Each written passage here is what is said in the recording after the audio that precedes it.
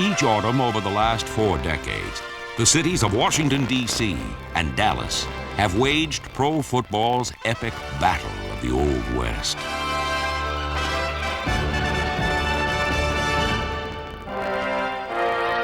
Cowboys versus Redskins, a modern-day range war, and the NFL's fiercest feud. That was as intense as any rivalry, and the memories of that series probably stay with me more than any other series that I've been associated with since I became a broadcaster and stopped being a player. The give is to Larry Brown. Brown gets one block behind Arrowway and breaks the tackle at the 15-yard line. Brown will go into the end zone for a touchdown. In terms of the evolution of the sport, I have to think that the personalities of Tom Landry and George Allen and the success of those two teams had a lot to do with making the sport as popular as it was in the 70s and on into the 80s. Roger going deep for Drew down the sideline, caught to the 5, touchdown, Dallas Cowboys! I think this was the best rivalry in football. I believe it was good for the NFL to have the tremendous rivalry between Dallas and the Washington Redskins, and that's still going on. Back goes Aikman again. Good protection this time. Up over the top, Alvin Walton picks it up on the 29. He's back to the far side, 15, 10, 5. It's a touchdown. Washington Redskins defense. It's been a series with as many plot twists and memorable characters as a Louis L'Amour Western. The rivalry began in 1960 with the formation of the new Dallas franchise. The Cowboys weren't expected to be competitive on the field, but their existence did endanger the lucrative Southern radio network of the Redskins and their owner, George Preston Marshall. To keep Dallas from disrupting his broadcasting empire, Marshall refused to vote them into the league. Such stubbornness almost cost Marshall his beloved team fight song. To the Redskins, hail, victory, race on the warpath, fight for old DC. But the rivalry really started when George Marshall, I think, the former owner of the Washington Redskins, did not want to award the Dallas Cowboys the franchise here in Dallas. And Clint Murchison, the owner of the Dallas Cowboys, received a letter that the Washington Redskins fight song was not patent. So Clint Murchison patented the song and told Marshall that if, in fact, you don't vote for me to get this franchise in Dallas, then you won't have the Redskins fight song. So that's how the rivalry started. The expansion ragtags from Dallas enraged Marshall even more when they began making a regular habit of beating his Redskins. Dallas jumps back into the driver's seat. Don Meredith is rushed hard but manages to connect with Billy Houghton. Houghton sets sail for the end zone and he makes it in on a 44-yard dazzler. The Redskins quickly realized that it was wise to have their war paint on whenever they squared off against the armed and dangerous Cowboys. I remember a couple of games against Dallas where they got tough people down there, and they would join at me, and we joined back and forth. And the linebacker, when they were Chuck Howley, they would buzz him out to actually cut my route off before I got into the pattern. And Chuck was being kind of physical. He was punching me a couple of times, and I said, hey, Chuck, it's only a game, man, and he'd come out and punch me again. It was a bitter rivalry. It was tough. It was aggressive, and there was not a lot of friendship between the players during those years. We had some fantastic games. They were not always championship games, but for us, they were with Washington. As the 1960s ended, the Cowboys were kings of the Eastern Division, while the Redskins lagged far behind. But a new football administration in the nation's capital would soon bring winning back to Washington. When George Allen became the head coach of the Redskins in 1971, he brought with him infectious enthusiasm and a collection of old pros who knew how to win in the NFL. The Redskins were hungry for a victory. They were hungry for any kind of successful season. They hadn't had a championship in 30 years. What I tried to dwell on is that you're in the nation's capital. You're representing the nation. And I felt that way myself. We had a special mission. He'd say Tex Ram put the Cowboys in there because he thought that the East Division was patsies, that the Redskins would never be anything, and that it was a setup by the league to make sure that the Cowboys always got to the playoffs. Roger Staubach and company. Roger Staubach, Tom Landry, Tex Ram. Here we go.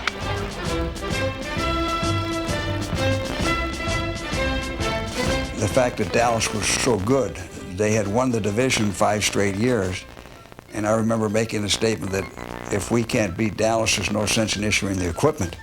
But I remember George always saying that, you know, if it was up to him to have the outcome of the game, he would like to fight Tom Landry on the 50-yard line of the game if that what it meant to win.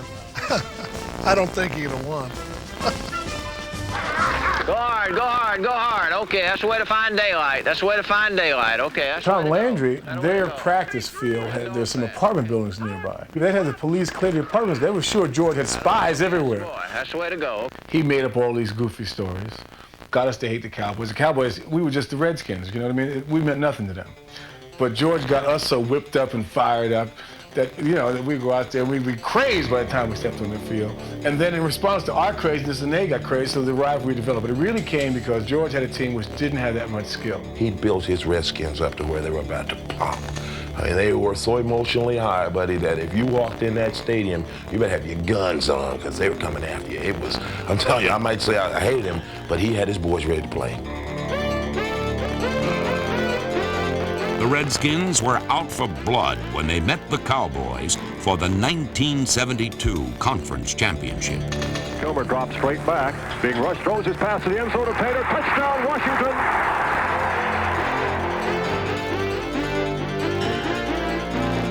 Die, you dogs, die! Die, you yellow dogs!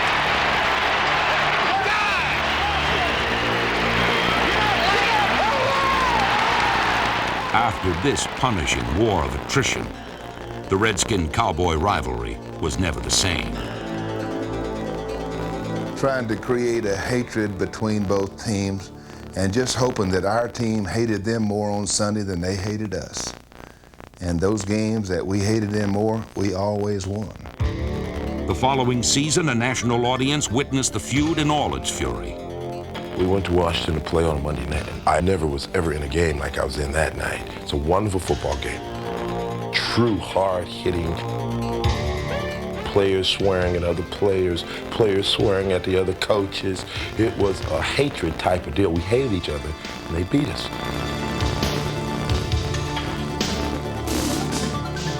Last play of the game, Walt Garrison caught the ball on the 1-inch line, getting ready to score, and Kenny Houston stopped it. And I was a rookie, and I had thought I had never, ever played in a game like that before in my life.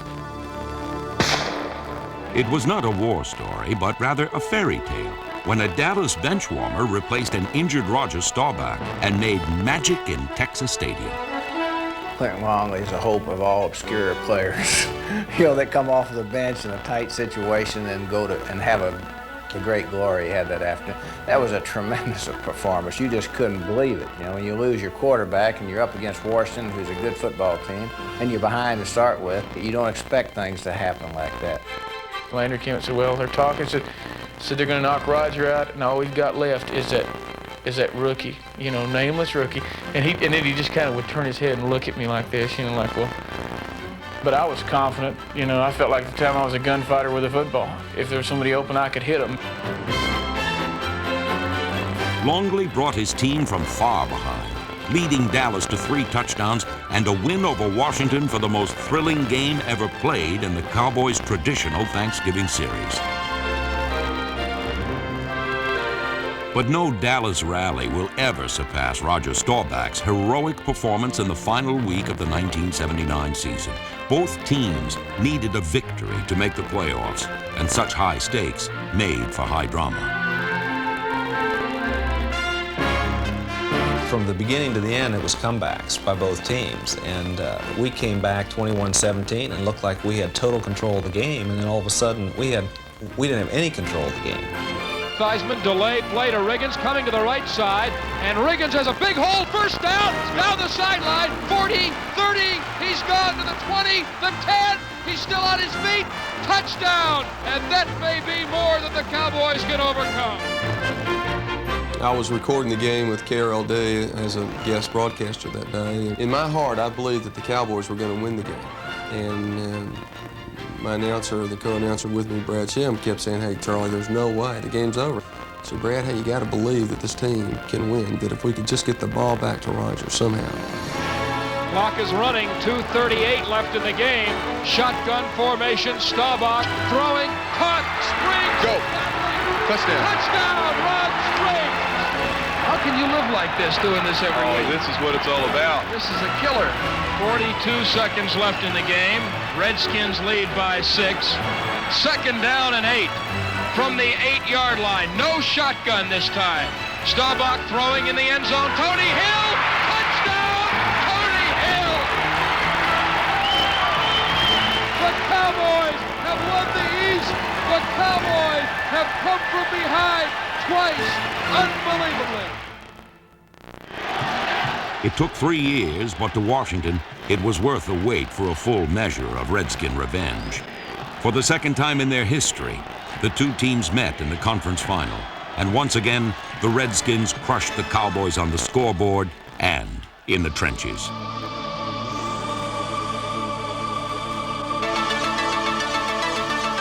I make plays against Dallas. I mean, I play with a lot of emotions against Dallas, and so it's like being in the alley at 3 or 4 in the morning and a rainy night, and you got a couple of Doberman pinchers. You don't know which one gonna bite you, or you don't know if you're gonna bite them back. You know, it's a real nasty game.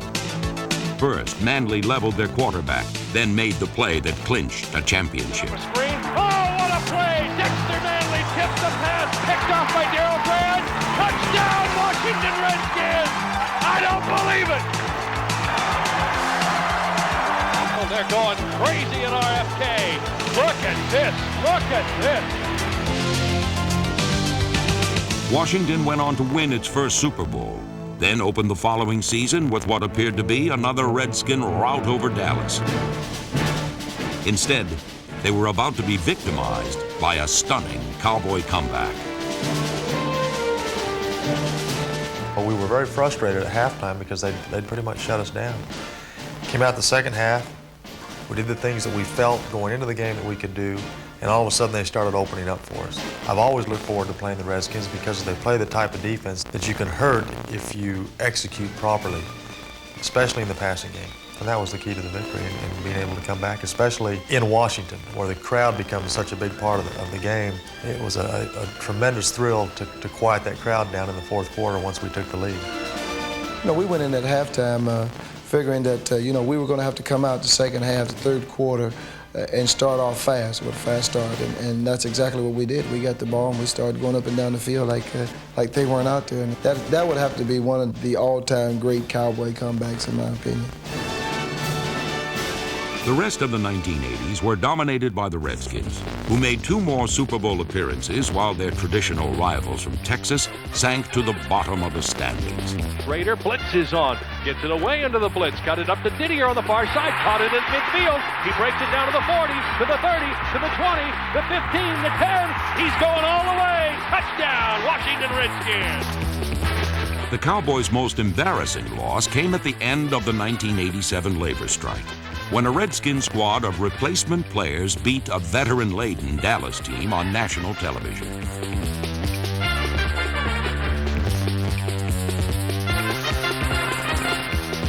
By the end of the decade, the Redskins were winning so often that it became difficult to take the Cowboys seriously. We were playing against Dallas Cowboys, and I had some pretty good success with it. I was able to get after Aikman a few plays and rush him throwing the ball.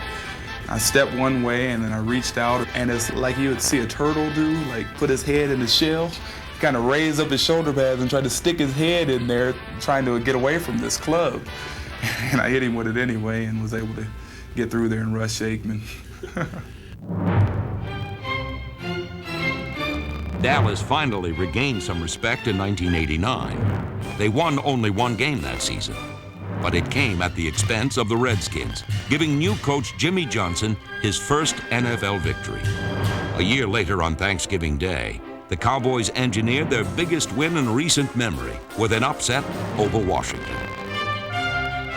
The Redskin win on Thanksgiving, I think because we were going up against a playoff team, a team that was regarded as one of the teams that would make a playoff run. It always finished strong. Beating them in front of a national audience was a key game for us. Since I've joined the team, our rivalries have taken a back seat because of the way that the Cowboys have been playing, the drop-off in the team. Some of the older players that are here that have been through those better times explained to us what the rivalry means to them. So it's still a big game. Since things have picked up, you kind of sense a little bit of it when you go out and play. 5 to 30. He'll never beat Green. There's the 20, the 15, the 10, the 5. Touchdown, Evan Smith. He made Darrell Green miss. The NFL's fiercest rivalry appears to be regaining its vigor, an intensity that was recaptured in 1989 when the great stars from the Redskins and Cowboys past returned to Texas Stadium for a charity flag football game. The players sported a few more pounds and a bit less hair, but the emotions of the rivalry remained alive and well. This is the over-the-hill gang. All right. What about the game plan for these Redskins, and in particular George Allen? Well, I'm gonna check his signs over there. He's usually licking his his fingers. He probably got something going on over there. That afternoon, the Redskins and Cowboys turned back the clock one more time.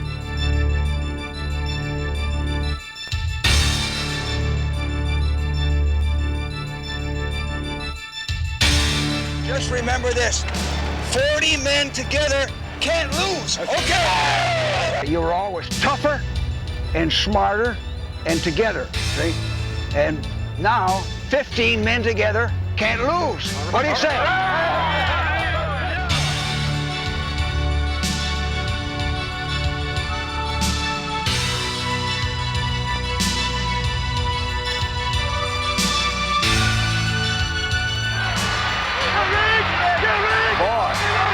Look at Riggins go, hey?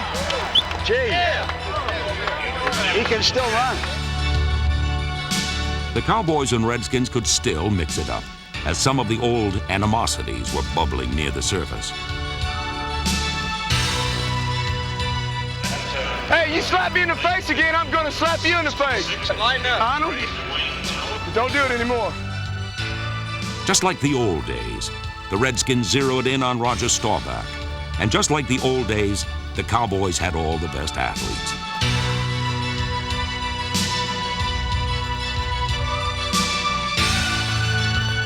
Dallas won this game, but the Redskins were winners as well, rekindling the fighting spirit of the NFL's greatest rivalry.